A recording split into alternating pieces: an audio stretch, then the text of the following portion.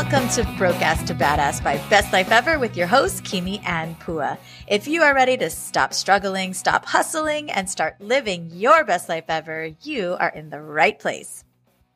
Today we have a super fascinating interview with Josh Haynam, a serial entrepreneur and the founder of Interact, a tool used by 45,000 companies around the world to serve up 500 million online quizzes every year.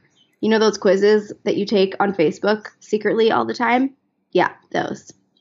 Josh started Interact in college and without any outside funding has turned it into one of the fastest growing software companies in the world. In our conversation with Josh, he teaches us the strategy that he's come up with to become an expert in any area with zero previous experience. This is such a fascinating conversation, and we know you're going to love it.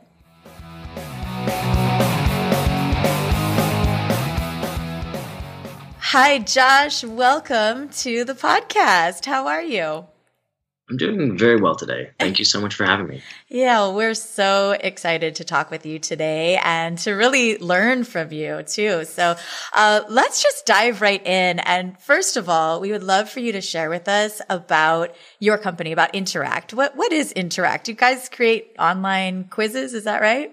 Yeah. So basically what we do is we provide the platform for those quizzes that you take on Facebook all the time. So every time I tell someone that, they're like, oh, so you're the one responsible for wasting all of my time taking those internet quizzes. Which is true. We have gotten fairly big at this point. We have just about 45,000 customers, and last year, the quizzes that were made on our platform got taken 250 million times, and people do spend about 2 minutes taking each quiz. So 500 million minutes were quote unquote wasted last year on our platform. So that is what I do. We sell it to companies that want to make those types of quizzes for marketing their own brands, and then they usually put them out onto Facebook where you have seen them. So that's what we do. So wow. Cool. That's fascinating. I probably have wasted a few hundred minutes on those. They're really addicting. They really are. And it's funny because everyone kind of thinks that it's embarrassing that they take them. Not everybody, but a lot of people will come up. They're like, don't really tell anybody, but I take those all the time. And I'm like, I know you do. Like everybody that I meet that I tell that I do this says the same thing. So it's really a universal human thing that we like to take internet quizzes. I think we like to know more about ourselves. There's something so fascinating about that, right? Like, it's like, yeah, asking that question, who am I, all the time? So yeah, exactly. That's part of the huge draw of it. And then even just answering questions about yourself when somebody asks you, like, where do you want to go on vacation? You're like, where do I want to go on vacation? And then you answer the question, you get really drawn into it. Love it. So interesting. I'm so curious. So Kimi and I are like really big analyzers, and you should hear some of our conversations. They're quite funny. Like I wish that we recorded many of them just because we're always observing and analyzing. And I'm just so curious, what part of the psyche do you play off, or like what's the, I guess, I don't know. I just want to know more about what you guys target in terms of keeping that like intense interest in these quizzes. What I mean is like, okay, so there are quizzes that make you feel really smart, and there are quizzes that make you feel really cool, and there are quizzes that make you feel like you are a part of something or that you can relate to a character, or but they're always it's uplifting and it's addicting. And what is that? Yeah. That's a really keen insight, because that is definitely on purpose. And there are a couple of tricks that are happening behind the scenes. One of them is that no matter what kind of quiz you make, you always tell people they're awesome at the end. So even if it's a personality quiz and you tell somebody they're like the ugly duckling or whatever, you spin it in a very positive manner by just avoiding anything negative about that result. So that's one thing. You're learning something about yourself, but it's kind of artificially positive, because every single time you take one, if you notice now when you get to the results, it's always going to tell you how great you are. So that's one thing. Then the other thing that kind of draws people in a lot with quizzes is that they're often written in a very personal tone. So they're written as if you were sitting down with somebody having a conversation. They're not written in an academic manner where it's like answer this question and see how much you know. It's, where would you want to go on vacation? Where would you like to hang out? What's one word that best describes you? What would your friends say about you? All that kind of stuff, where it's really similar to an actual in-person meeting. And that is part of what draws people in so much. And then once you've given that kind of personal information, you're then told you're awesome. So it is a bit facetious in some regards because it's engineered to draw you in and then lift you up, which is, there's positive things to that, but it is. Yeah, totally. I love it. Yeah, but it's built that way. So cool. And then the share aspect too, right? Where then you share what you are, what your result is, and that helps you to bond with other people that have that similar result. Or you want to find out, right? Like, am I like this person or am I like this person? That tribe mentality. Yeah, there's the tribe, and then there's the tribes start to compete, right? So we did this hilarious quiz with Red Lobster about what kind of shrimp you are. And the tribes quickly formed because there was 4 kinds of shrimp, and then they just went at it for tens of thousands of comments. It was just back and forth between these different groups that were banded together over their commonality of what kind of shrimp they were. Oh my God, I want to know what kind of shrimp I am so badly. We'll have to post the link to that one. Yeah, that one's a good one. That so funny. Oh my gosh, that's awesome. So I feel like you are the next Tim Ferriss of the world. And when we got your email, we were just like, this is the most fascinating interview that we are ever going to do. So you have a strategy to become an expert in any area with zero previous experience. Yeah.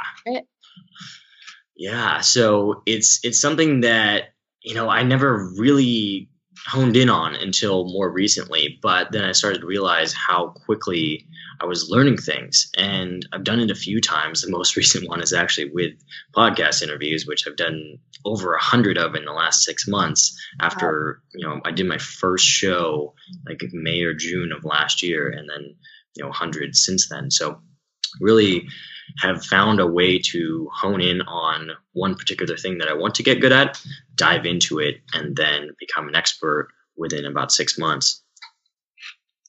That is cool. Unbelievable. Can you also bend time? Yeah, I'm working on that one. That's 100 interviews in 6 months sounds like you have some time warp abilities too. Yeah. There's a lot that goes along with it. Part of it is a routine that's established around kind of working so diligently on one thing, but there is kind of a whole process behind how that expertise comes about as well. So without giving everything away, can you give us sort of a broad overview or some pointers as to where to start with this strategy? Yeah. So I think it starts with, at least for me, it starts with identifying something that I want to become good at. So something that I want to become an expert at. So whether it's public speaking or podcasting or writing, whatever it is, what's one thing that I really want to become an expert at? And I think that's really crucial, because if it's something that if it's something that somebody else wants for you, or you think you should be good at it, but you don't really want to, you're not going to follow through. So the first step of this is knowing what you want to achieve. Once you've got that identified, my first step is to learn from other people that are already good at that thing. So typically I'll sit down for coffee with somewhere between 4 and 6 people who are already experts at whatever it is I want to get good at. Then my next step after that is to read up on how this thing works. So I'll read typically books. I definitely recommend books over blog posts or anything like that, because you can really dive into the specifics of how this topic or this expertise works. So you jump into a few books, and then you just start doing it and you start practicing. And I love the word practice, because it doesn't just mean go in blind every day and do the same exact thing. It means work really hard for a week, take a step back, draw in one of those people that you had coffee with who's an expert, ask them for advice on how you're doing, and then jump back into it the next week. So you go really, really in depth, typically 6 to 12 hours a day, working on this same exact thing for a week, then stop, get feedback, go back at it again, and just repeat that process week over week.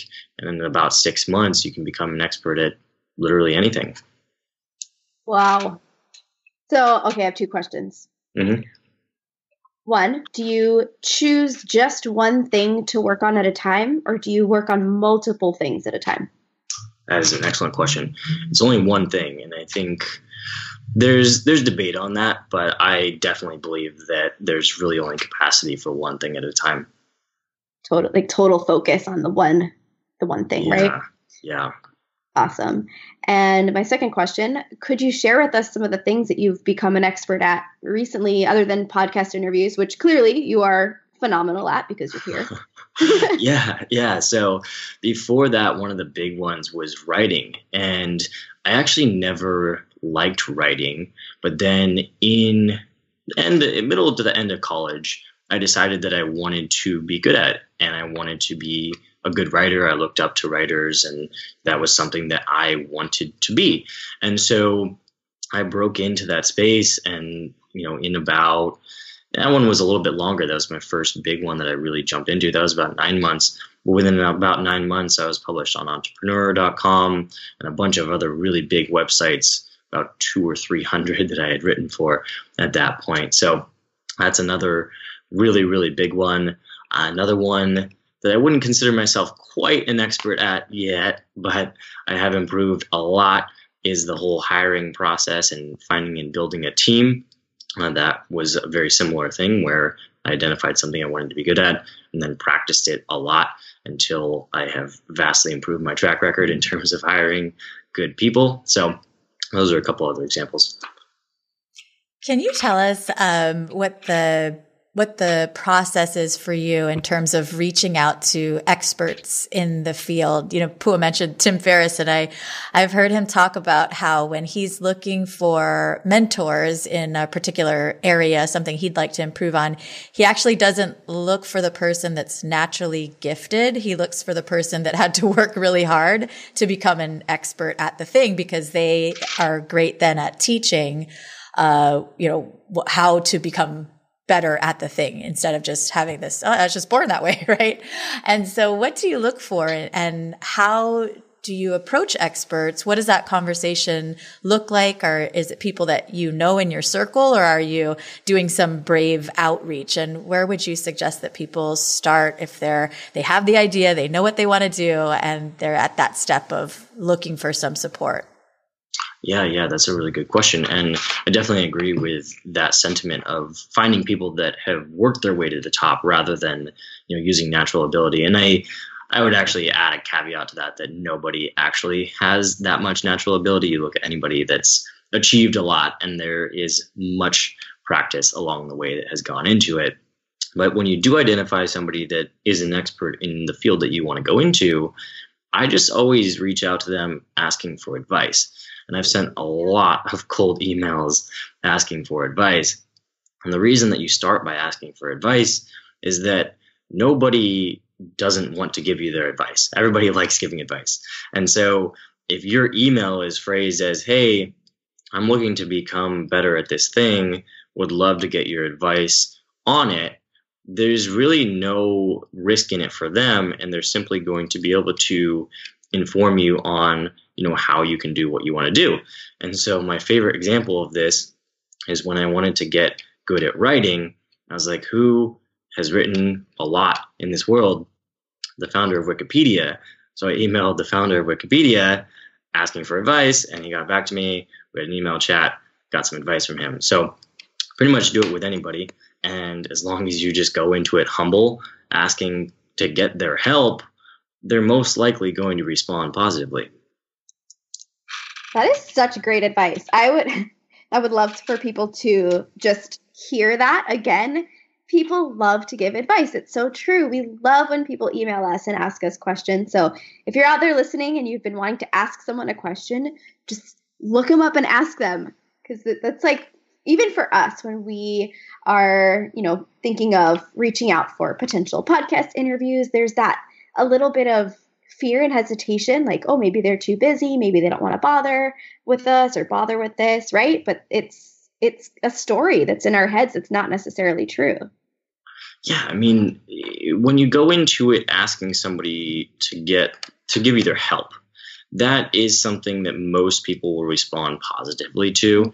And the reason why there's such a negative outlook on cold outreach is that usually what happens is you're going into that conversation asking for something, and you're asking for something for yourself that's of a tangible value, like a sale, or for them to introduce you to somebody, something like that. But if you go into it asking for help, that's something that most people will respond positively to. So it's very different than the typical kind of cold outreach that you'd think of. For Love sure. That. Mm-hmm. Great. Wow. So, you had mentioned about 6, did I hear it right? 6 to 12 hours a day working on whatever it is that you're working to become an expert on. So, and I think you also had said that your daily routine is centered around that. Can you share a little bit more about what that looks like? And I can just imagine that a lot of people right now are shutting down thinking, well, I don't have 6 to 12 hours a day to become an expert at anything. I'm never going to become an expert.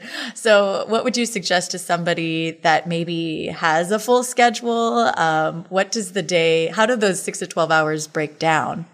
Yeah. So it's actually super interesting because the more you invest in time blocking, where you're setting aside time to work on this one thing you're trying to become an expert in, the more it almost feels as if you have more time overall.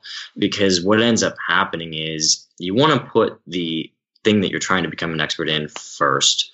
And first doesn't always mean first thing in the morning. Sometimes it means after breakfast and going to do a workout, something like that. But it's the first thing that you focus on during the day. And once it's knocked out, then you can block out the rest of your day to take meetings or do calls or whatever else it is. So when I get really into something, the way that I'll block out my day is I'll wake up, I'll jump right into it after I do my morning routine, and then I will go straight into whatever it is that I'm working on. So if it's podcasting, is all the shows for the day, or doing outreach for those shows, something like that. And then once I'm done with that, I will stop immediately when I'm finished with the 6 hours. So if my 6 hours starts at 9 a.m., I'll go 6 hours and immediately stop and then switch to something else. And if that something else is more work, then it's more work. If it's going home, if it's seeing a friend or working out, whatever it is.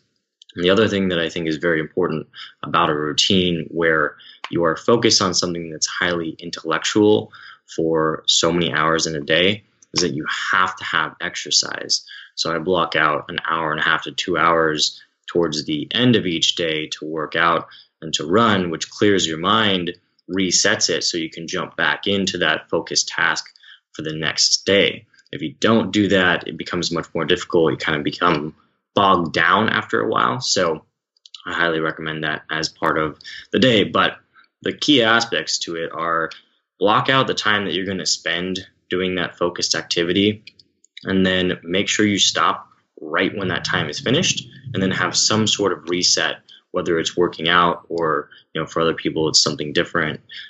And whatever you do to reset, you have to do that every day as well. I love that. I feel like the most, the biggest part about this is this, well, they're all equally useful, but stopping. I feel like that's a hard one for people. It's hard for me. I don't like to stop. Yeah, I think the thing is, it feels so much more difficult if you don't stop. Because if you don't stop, it feels like you're always working on that thing. Whereas if you do stop, even if you are spending 8 hours a day, but then you immediately stop when the 8 hours is done, you have all this extra time. I mean, you're not sleeping the rest of the day. So you're still up another 6 to 8 hours where you're doing other things, and ideally not even thinking about that focus task that you're trying to become an expert in. You're actively thinking about other things. So that makes it feel much less cumbersome to spend all that time working on one thing. Totally. It's fascinating. Do you take breaks? Do you schedule breaks in, or what does that look like in your 6 hours of focus time? Yeah, a little bit. I like to have actual physical changes. So I will change locations during the day.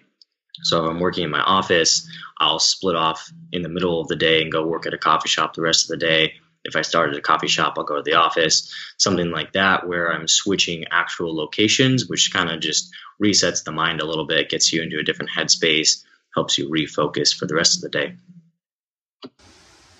Wow. Okay, so I we just can't wait to hear what are you going to become an expert in next? What are you currently working on, or do you have like an ongoing list of things that excite you or that come up for you and you're like, okay, right now I'm going to be working on this one and then this one. How does that process work for you? I do. I go through a lot of moleskin notebooks, if you guys know those. Yeah. I keep all these thoughts in there. But my next one, which I just started in on, I did the first event last week, is public speaking. So I have a few events booked for the next couple of months, and I'll probably end up in the same kind of pattern by a year from now. I would hope to have spoken at maybe 40 or 50 events. So that's the next thing that I'm going to do. And how do you make the decision of what that thing is? Is it an inspired idea that you can't stop thinking about, or is it something that comes to you maybe in meditation, or where does that calling come from? How do you know that's the thing? Yeah, that's a really good question. I think a lot of it comes from kind of friend influences and people that I meet along the way, and just kind of talking through things. Sometimes when I'm just talking about what I want to achieve, the next thing just pops out because I find myself saying it over and over again. So like with the conferences, I was like, oh, I'd really like to get into public speaking. I'd like to, practice that. I'd like to go to Toastmasters, all these things. They kept coming up in conversation with people. And then I was like, well, I should just do it. So I think a lot of it is reflection through conversation. Awesome. And when you have that thing, right, you've identified the thing, you've time blocked, you know that you're taking the steps, you're booking the interviews, you're booking the speaking gigs. What is your signal, or do you have like a time period blocked out, 6 months, 9 months, whatever it is, or what signifies that you've become an expert and you can move on to the next thing? Yeah, that's a good question. I think it's ironically when it starts to become routine. So once it's like, okay, this thing is established and I still love it, but at the same time, I don't have to think too much in terms of doing the next gig, the next thing. That's when it starts to be like, okay, I do feel like I am an expert at that thing because I can do it without having to set aside, so much mental capacity. And that's kind of where I have a signal that I can move on and jump into the next thing. Brilliant. So fascinating. It sounds like there must be some work that you're doing, some inner work that you're doing to kind of identify, at certain times, maybe throughout the year, what your big vision is for your life and how you want to serve and what your goals are. And then conversations are coming from there. And then the ideas on what to improve upon comes from that. Is there some type of big visioning or goal setting process that you're doing, either planned out or just naturally in your life?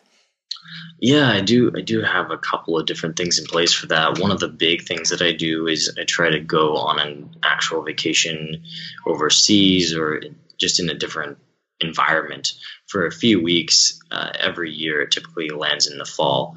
And that's when I do a lot of my thinking about, when you're somewhere else, you can kind of look back on your own life as if you were outside of it, and you can see the things that are good for you and the things that are bad for you. And that's when I do a lot of my big planning.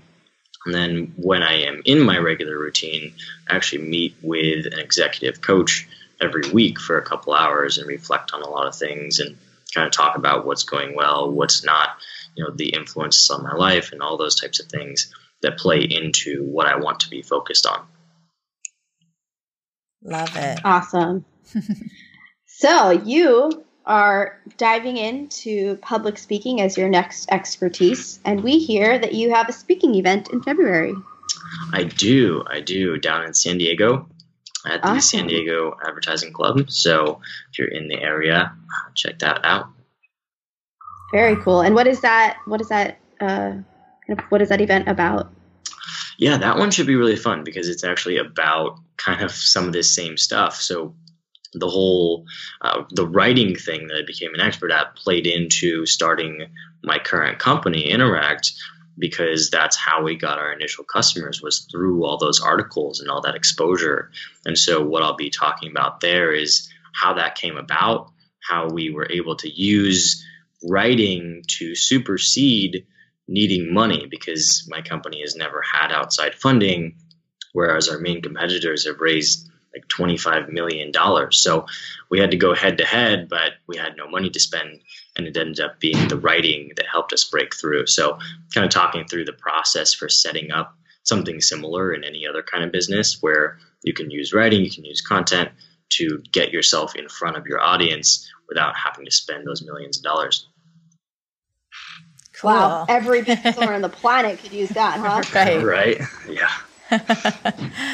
Wow. And so do you have your next big vacation planned? Are you going someplace that you've never gone before?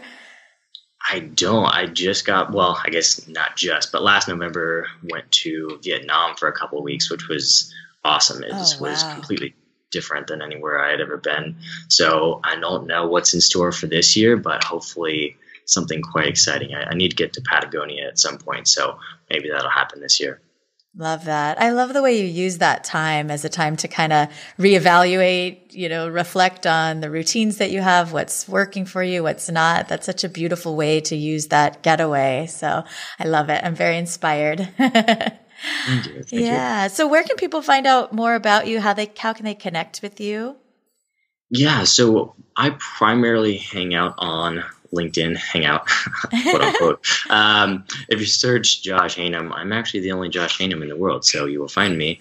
And I am on LinkedIn. I share a lot of stuff on there. And then if you want to check out Interact for making quizzes, the URL is tryinteract.com.